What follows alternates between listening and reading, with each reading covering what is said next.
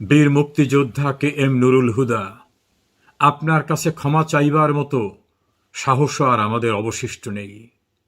আপনি নিজ গুণে আমাদের ক্ষমা করে দিন। মহান মুক্তিযুদ্ধে ৩০ লক্ষ মানুষ আত্মোৎসর্গ করেছে। ২ লক্ষ মা বোন তাদের সম্ভ্রম বিকিয়ে দিয়েছে। আপনারা সম্মুখ সমরে থেকে জীবনের ঝুঁকি নিয়ে এই দেশকে স্বাধীন করেছিলেন। আপনাদের ত্যাগের বিনিময়ে অর্জিত স্বাধীন দেশে প্রকাশ্য দিবালোকে আপনাদের গলায় জুতার মালা পরানো হবে, আপনাদের মুখে জুতা দিয়ে পেটানো হবে। আপনার মতো আরও অনেক বীর মুক্তিযোদ্ধা এ জাতীয়ভাবে অপমানের শিকার হবে। বিশ্ববিদ্যালয়ের উপাচার্য, শিক্ষা প্রতিষ্ঠানের প্রধান, দেশের বিচার আদালতের সর্বোচ্চ পর্যায়ের প্রধান বিচারপতি সহ অন্যান্য বিচারকরা মব সন্ত্রাসের দ্বারা নির্মমতা বর্বরতার শিকার হবেন।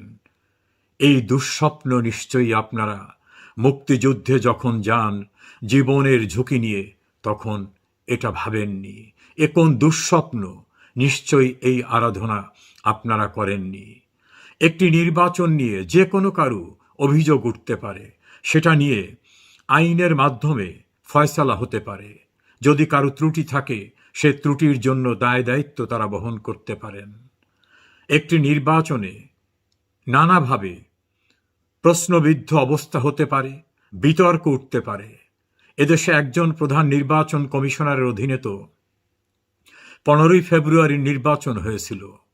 মাগুরা কেলেঙ্কারির নির্বাচনও তো একজন প্রধান নির্বাচন কমিশনারের অধীনে হয়েছিল। একজন প্রধান নির্বাচন কমিশনারের কতটা দায়িত্ব থাকে? সরকারি ইনস্ট্রুমেন্ট সহ বিভিন্ন পর্যায়ের সম্পৃক্ত যারা সকলেই কাজ করে থাকে। যদি কোনো অভিযোগ থাকে সেটা আইনানুগ প্রক্রিয়ার মধ্য দিয়ে সম্পন্ন হতে পারে। আপনি প্রতিযোগিতামূলক পরীক্ষার মধ্য দিয়ে সিভিল সার্ভিসে এসেছিলেন। নিজ যোগ্যতায় আপনি সচিব হয়েছিলেন। রিটায়ার্ড করার পরে আপনি প্রধান নির্বাচন কমিশনার পদে নিয়োগ পেয়েছিলেন। বিএনপি জাতীয় পার্টি সহ ৩৯টি রাজনৈতিক দল সেই নির্বাচনে অংশগ্রহণ করেছিল। যে সকল দল থেকে অনেকে নির্বাচিত হয়েছিল তারা সংসদেও গিয়েছিল। এখন আপনার উপরে যে বর্বরতা, আপনার সঙ্গে যে আচরণ করা হলো, এই নির্মমতা আপনাকে জীবনের পড়ন্ত বেলায় দেখতে হলো। আপনি আমাদের ক্ষমা করবেন। মুক্তিযুদ্ধে আপনি যদি শহীদ হতেন তাহলে এই অপমান আপনাকে বইতে হতো না। আপনার সহযোদ্ধারা আজকের এই দৃশ্য বিভিন্ন সংবাদ মাধ্যমে দেখে তাদের মনেও হয়তো তাদের হৃদয়েও রক্তক্ষরণ হচ্ছে যে এই বাংলাদেশের জন্যই কি আমরা জীবনের ঝুঁকি নিয়েছিলাম? ৩০ লক্ষ শহীদ, তাদের আত্মা কি শান্তি পাচ্ছে? ২ লক্ষ মা বোন যারা সম্ভ্রম হারিয়েছে তারা কি শান্তি পাচ্ছে? নিশ্চয়ই না। নুরুল হুদার কাছে ক্ষমা চাইল সাবেক এমপি পিরোজপুরের এমপি রিজাউল করিম। পুলিশ, প্রশাসন, সশস্ত্র বাহিনী কাউকেই এগিয়ে আসতে দেখছি না।